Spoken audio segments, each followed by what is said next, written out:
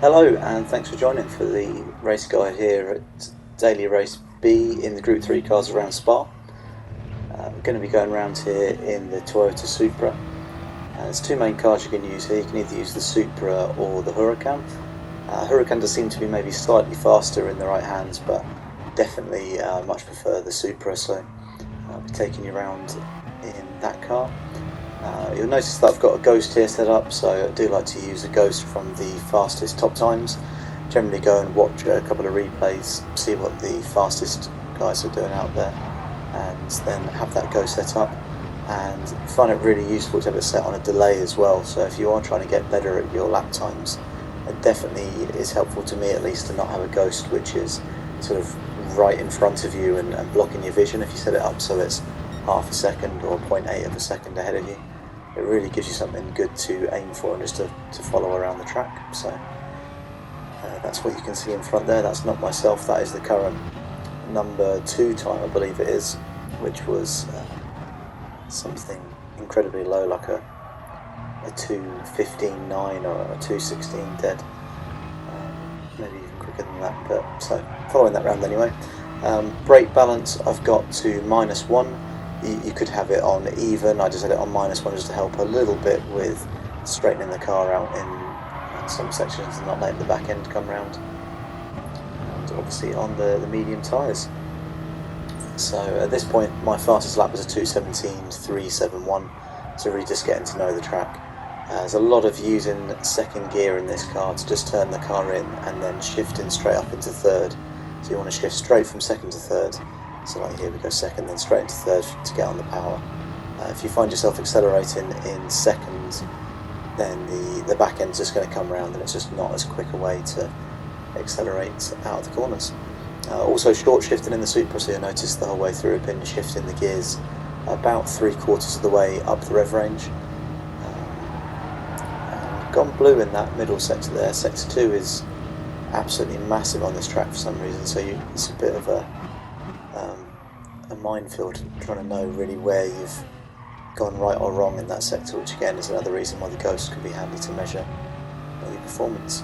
So coming across the line there for 2:17.010, which is now our current fastest lap, but I know I can definitely go at least, well, according to the optimal 2/10, but I think more like half a second faster. So go through a bit more step by step on this lap here. So coming across the line and getting over to the left, braking just after the 100 board, and you want to use first gear to get around that corner there, accelerate out and strap second.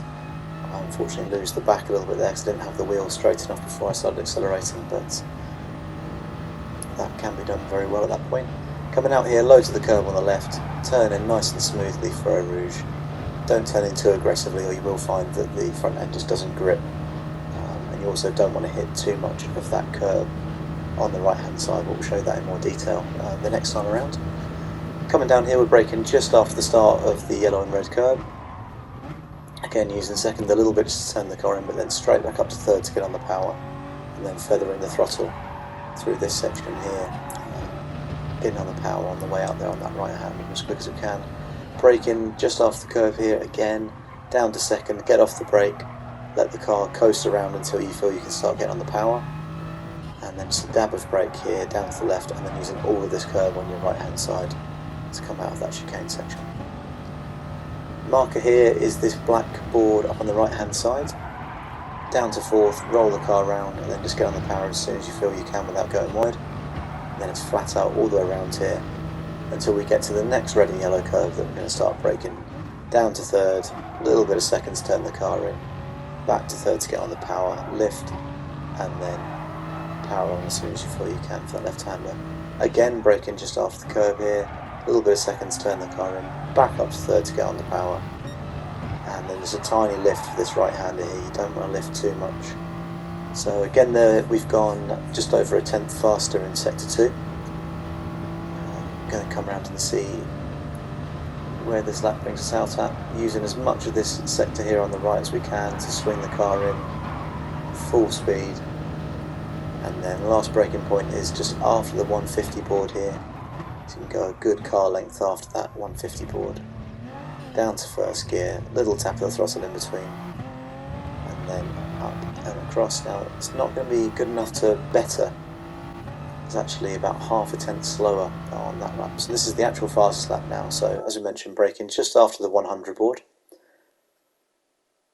about half a car length after, gradually down to first gear, swing the car in, and then half throttle, back up to full throttle. You can see they're much more controlled this time.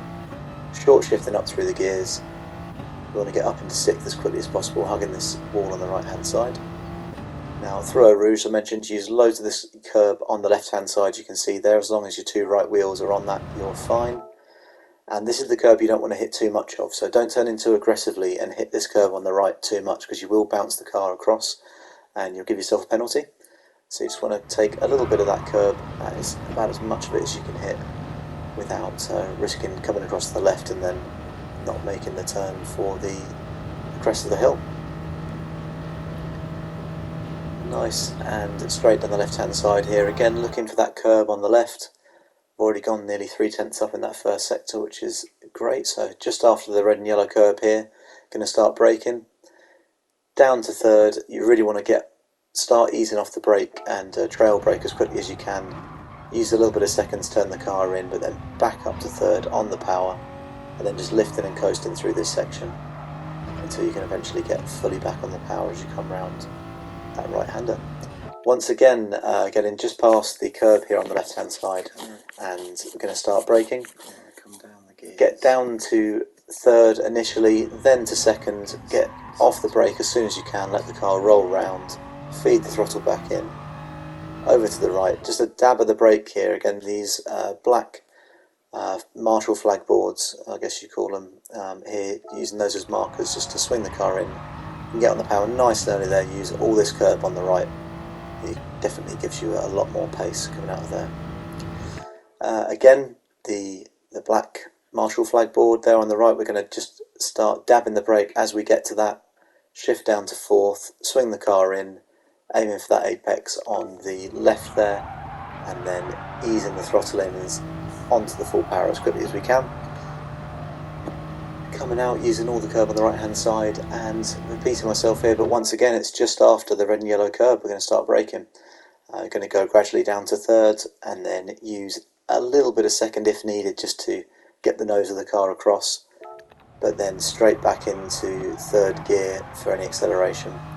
Lift a little bit here for this left hander and just aiming for those turquoise cones there on the apex on the left, and feeding the throttle back in using that curve on the left there.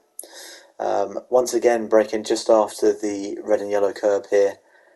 We're going to come down to third initially and then a little bit of second gear to swing the car around, but straight back to third, full on the power.